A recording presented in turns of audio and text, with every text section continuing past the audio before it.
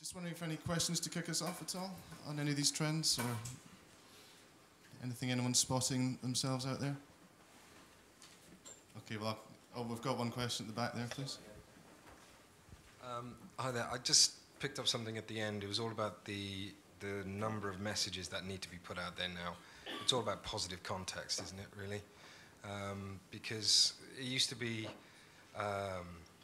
also push and pull marketing. Now we've got this kind of unbound marketing in the middle. How do you influence that to get the message through to the consumer to buy your product? And what we're seeing is that any sort of negative context can have just a really damaging effect on the brand. It used to be containable, and now it's not. And what you're seeing is the brands that come into the fore are all ones that manage that positive context. I just think it's kind of cool that brands like eHarmony are out there, like Foursquare's coming over here. I think it's fantastic because those are positive brands, and you can see, you know, the success story is just going to continue because you're at the forefront of understanding that messaging. There was this incident. I don't know if you saw that. It was a viral video that went around. I think it was a Domino's employee that took a bath in some of the dishwasher. They have like this industrial dishwasher, right? And somebody sat in there and took a bath, took a video, and uploaded it to YouTube. It became viral, and yes, that was really negative. But they embraced it, right? Because they're such a social media savvy brand. They went out there. The CEO put a video up there on YouTube and addressed that and said that person was fired and that was an incident that was only happening in that one branch and that they have quality controls and all that. So I think there are two sides of the medal. Yes, bad messages can spread very quickly, but you can also embrace the bad messaging and turn it into a corporate win. Yeah, that's it. I mean, you just hit it on the head. It's the speed of recovery from that. You saw what happened with BP, the speed of recovery in their messaging was just totally outrageous. But then somebody noticing, we've got to act on that quick. Absolutely, they were just savvy. They're one of those companies, those brands that are at the forefront of their messaging. So absolutely, they're going to respond. Yeah. And you can make it worse. You really have to think through how you want to react quickly to that. And sometimes in the heat of the battle, you might actually make it even worse, right? Again, but those brands that we hear about are the ones that are getting it right.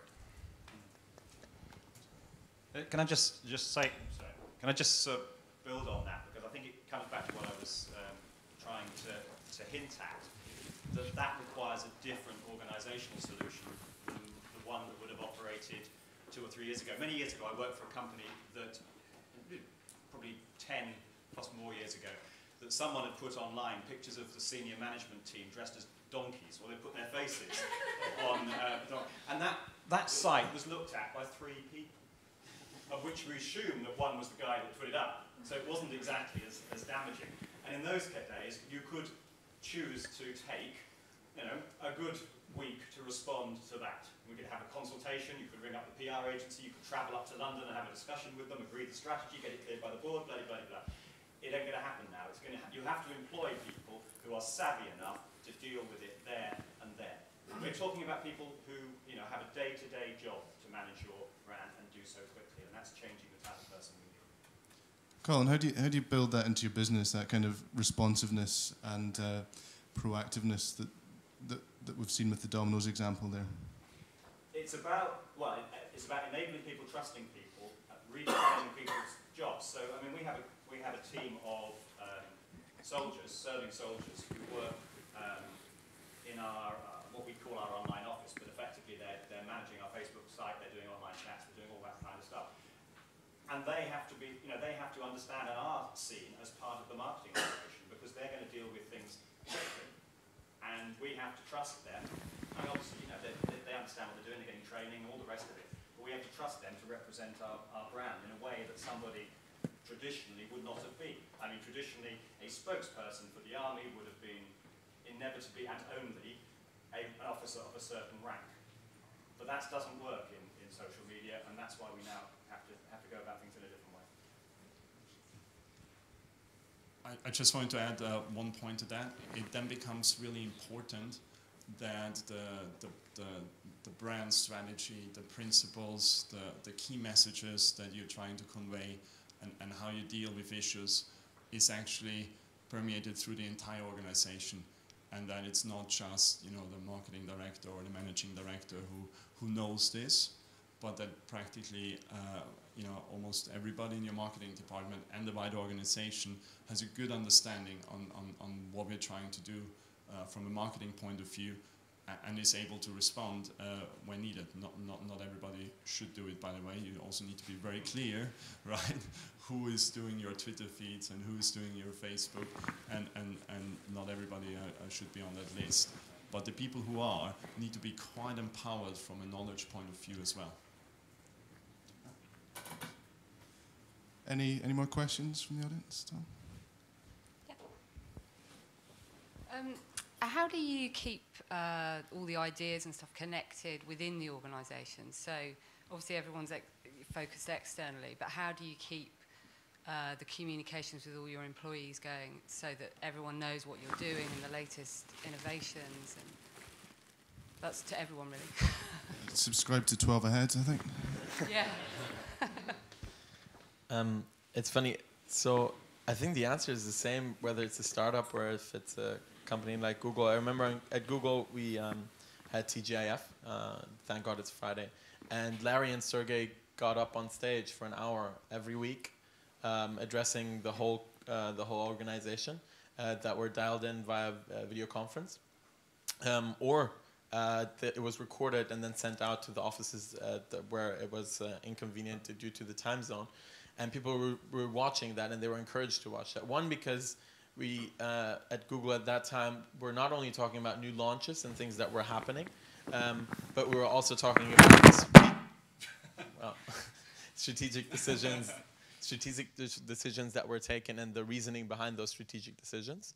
Things like a Motorola acquisition couldn't be obviously discussed, but they were discussed to an extent that questions were brought up. And if we couldn't, or if the management couldn't share any information because of certain guiding principles or laws, then they just couldn't share that, and they were explaining that. That way, there was no, I'd say, a vacuum of no information, which then is filled by gossip.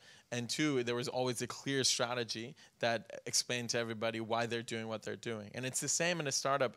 Dennis, our CEO, is really good at, in the weekly meetings, really addressing all the strategic decisions, looking at metrics, looking at how we're performing from week to week to really make sure that everybody knows their purpose in the company.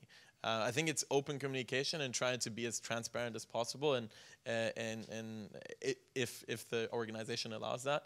And I've only been in a tech organization, so I can only speak about tech. But that really is not only inspiring, but also very motivational and allows you to understand where you're at as an employee. I mean, I think it's a different discussion for today, but arguably for the marketing profession, this is the biggest challenge they face, because most people who learn about marketing, go into marketing, do so because they want to react to the outside world. They want to understand what's going on outside of their company, and they have made a sort of strategic decision in their head that they're more interested with the marketplace than they are the internal politics and the internal mechanism. And that's, the sort of person who's ended up in a marketing team.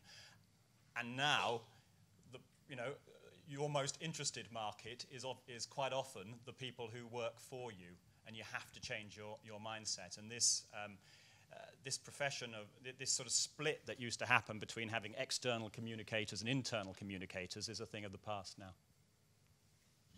Is it a risk to think of real time as a panacea?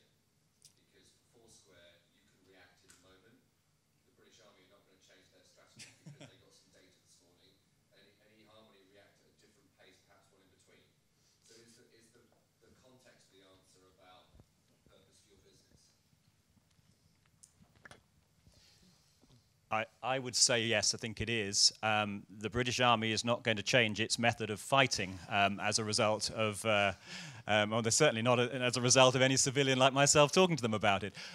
But they will change where they're advertising and the message they're putting through and the kind of things that they're talking about in their social media channels, and we'll do that immediately. So it is. I think it is contextual.